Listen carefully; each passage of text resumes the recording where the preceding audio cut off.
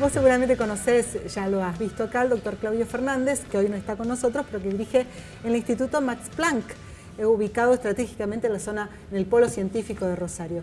Bueno, justamente el Max Planck es el organizador de estas jornadas que te mencionábamos recién, nuevos avances en el tratamiento de Alzheimer y en neurociencias en general, de Alzheimer y oncología. Por eso trajimos a dos de los científicos más prestigiosos que van a estar en estas jornadas. Se trata de la doctora Liliana Quintanar, que trabaja en el Centro de Investigación y de Estudios Avanzados del Instituto Politécnico Nacional en México, que trabaja en la influencia justamente de la proteína de cobre sobre la enfermedad del Alzheimer. Gracias por venir. Gracias por la invitación. Y el doctor Mauricio Menacho Márquez, que también es conocido internacionalmente y muy prestigioso, pero que trabaja en el Max Planck. Exactamente. Y que está trabajando, es doctor en biotecnología, el doctor Menacho Márquez, y trabaja sobre cáncer. Exacto. Bueno. Gracias por la invitación. Bueno, un placer tenerlos acá. Liliana, contanos, bueno, los últimos avances que se conocen sobre Alzheimer, que como dicen los especialistas de neurociencia va a ser la epidemia del siglo XXI, sobre todo por el envejecimiento poblacional. Ha sido esta cuestión vinculada a la proteína y a la forma de que esta proteína retrasa la aparición de los síntomas de la enfermedad o retrasa la evolución. ¿Cómo es? Bueno, sí, así es. Es una epidemia y más para Latinoamérica porque justo como mencionas es por envejecimiento y la distribución de edades en la población de Latinoamérica es tal que en las próximas 3 décadas va a prácticamente triplicarse la incidencia de Alzheimer en países latinoamericanos. Entonces nos debe de preocupar 3 veces más que al resto del mundo. Y efectivamente el día de hoy no tenemos una cura y ni tampoco tenemos un tratamiento que pueda detener la progresión de esta enfermedad. Y tampoco prevenirla, ¿no? Prevención con agilidad mental, ¿no? Claro, podemos aconsejar a la población sobre estrategias en el estilo de vida que pueden ayudar a esa prevención, pero no tenemos herramientas de diagnóstico temprano, ni tampoco tenemos los medicamentos ya en clínica que pudieran estar retrasando la progresión de la enfermedad una vez que es diagnosticada. Lo que muchos grupos de investigación están haciendo alrededor del mundo, pues obviamente es trabajar en estas áreas. Una de las principales características en la enfermedad de Alzheimer y en otras enfermedades como Parkinson, y ahorita les platicará Mauricio de cáncer, incluso degenerativas como diabetes mellitus tipo 2, que también es un grave problema en Latinoamérica, uno de los factores comunes es la agregación de proteínas, como bien dijiste, y entonces gran parte de las pláticas que suceden hoy y mañana aquí en el Instituto Max Planck tiene que ver con entender a nivel molecular ese proceso de agregación. En particular, lo que yo trabajo tiene que ver con metales, con cobre, metales que son esenciales para la vida, que son la pila de nuestras células, que catalizan las reacciones más fundamentales que necesitamos, como el respirar y el poder romper esa molécula de oxígeno y utilizarla para el metabolismo de nuestro cuerpo. Pero esos mismos metales que son esenciales se han visto implicados en todas estas enfermedades. Entonces, lo que estamos estudiando es cómo interactúan estas proteínas con estos metales y qué impacto tienen en su proceso de agregación, para ver de qué forma podemos entonces prevenir o retrasar o modular esta agregación de manera que no sea un proceso tóxico como lo es para las células la formación de estos agregados. ¿Y esa proteína de cobre cómo se suministraría o ya se suministra? No, la estrategia que se está intentando es quelar o atrapar al metal, bajo la premisa de que el metal, al interactuar con la proteína, aunque en condiciones de una célula sana eso puede tener cierta función que además todavía no entendemos, en condiciones de la enfermedad esa interacción puede resultar en la formación de especies tóxicas. Entonces las estrategias que han llegado a fase clínica de probar es quelantes de metales, es decir, una molécula que pueda atrapar el metal y prevenir esa formación de especies tóxicas que se pudieran estar formando. Como un imán. El problema es que estos metales son esenciales. Entonces, nosotros los necesitamos, nuestro cerebro necesita estos metales, todo el cuerpo. No hay una sola célula en nuestro cuerpo que no requiera cobre, hierro o zinc. Son metales esenciales. Entonces, si tú los atrapas, puedes entonces estar impactando también la función que están cumpliendo ahí. Entonces sí tenemos que entender tanto la función como la parte de la enfermedad para poder diseñar moléculas que puedan prevenir una vía, pero sin afectar la parte para evitar funcional. que sean tóxicos para las neuronas, completamente. Exacto. Sí. Bien. Sí. Doctor Menacho, avances en justamente biotecnología para controlar el cáncer, ¿verdad? Sí, en los días de hoy y mañana, como parte del workshop, tenemos dos tópicos principales, neurociencias por un lado y oncología, que son dos disciplinas que aparentemente están desconectadas, pero que en las últimas décadas se ha encontrado mucho nexo entre ambas patologías. De hecho, ambas patologías son enfermedades asociadas a la edad. Normalmente el cáncer es una enfermedad que aparece generalmente con los años.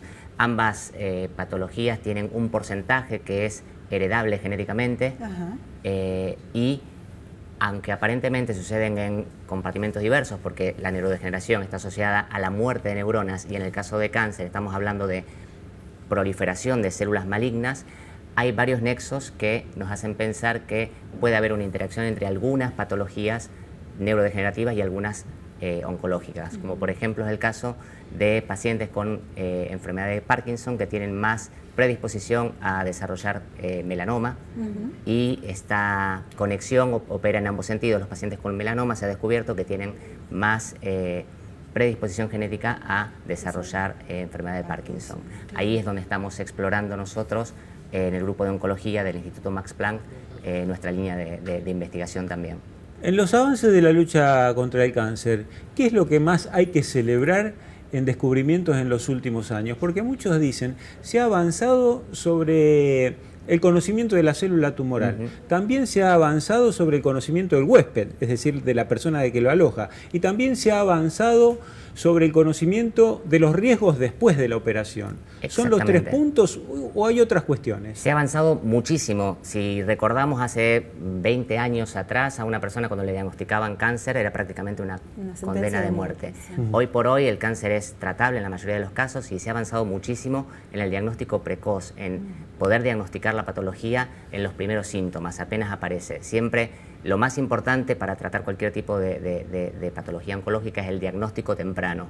Por eso siempre las campañas de prevención, las campañas de visitar al médico ante cualquier duda, consultar en el caso de melanoma por el desarrollo de lunares, en el caso de tumores de mama por aparición de diferencias en los senos, y lo más importante es el diagnóstico precoz. Si bien avanzamos muchísimo también en el conocimiento de la célula tumoral per se, y eso ha dado pie a el diseño de nuevas terapéuticas.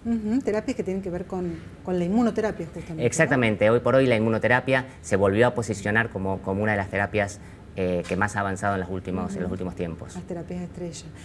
Doctora, usted hablaba recién de la cuestión de retrasar la aparición de los primeros síntomas o de algunas estrategias para prevenir, por lo menos, la aparición de la enfermedad. ¿Cuáles son?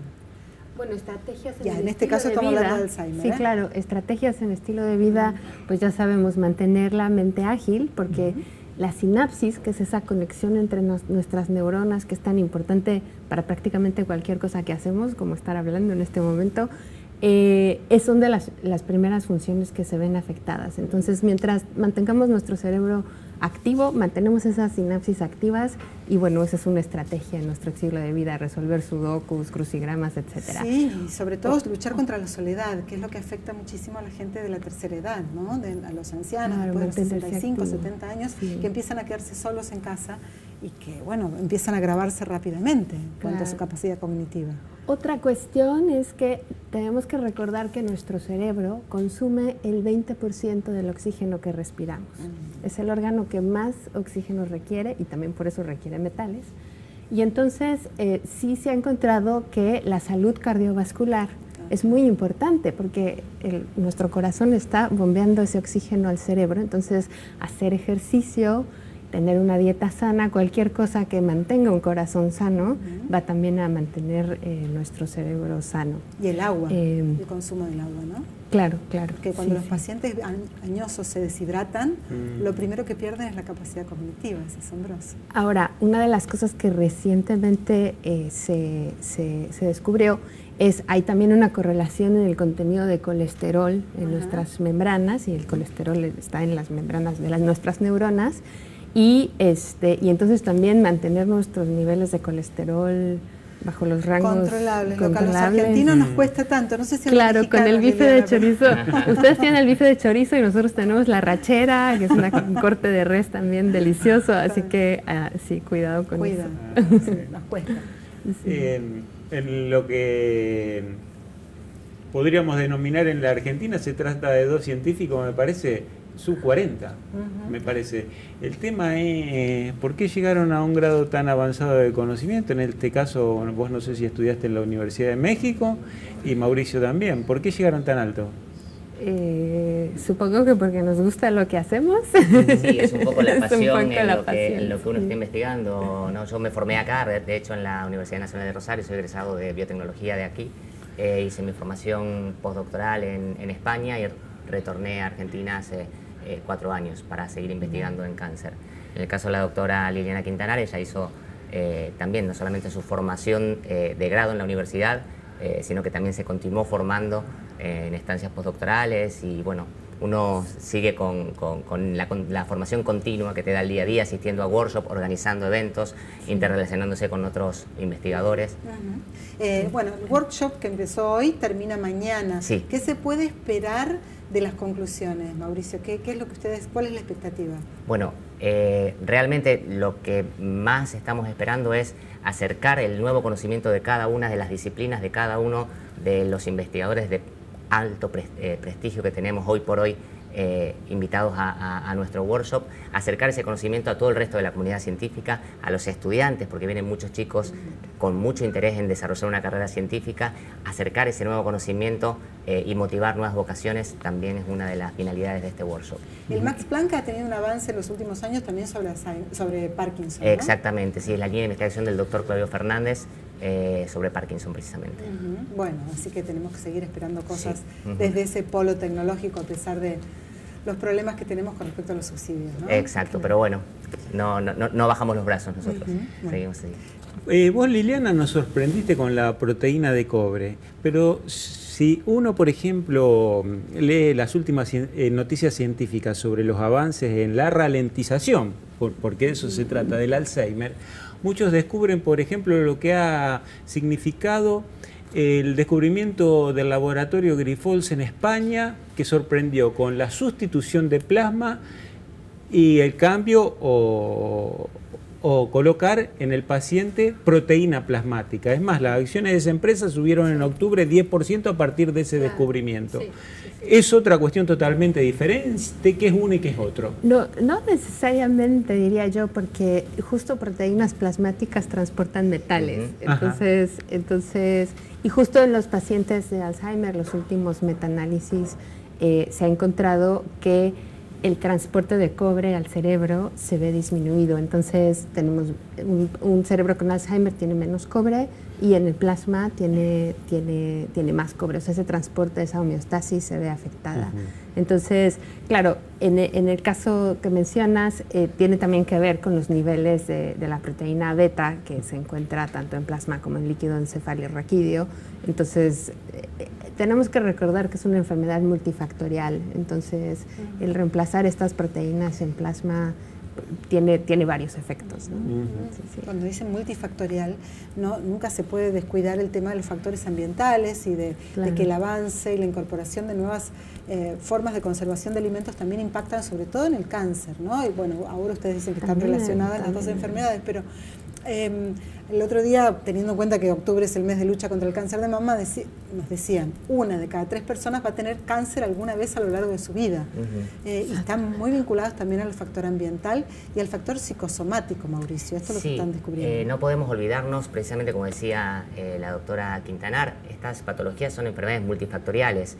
El metabolismo afecta muchísimo la respuesta inmune afecta muchísimo en todo esto, y no son patologías que aparezcan individualmente. El cáncer en realidad es un conjunto de patologías.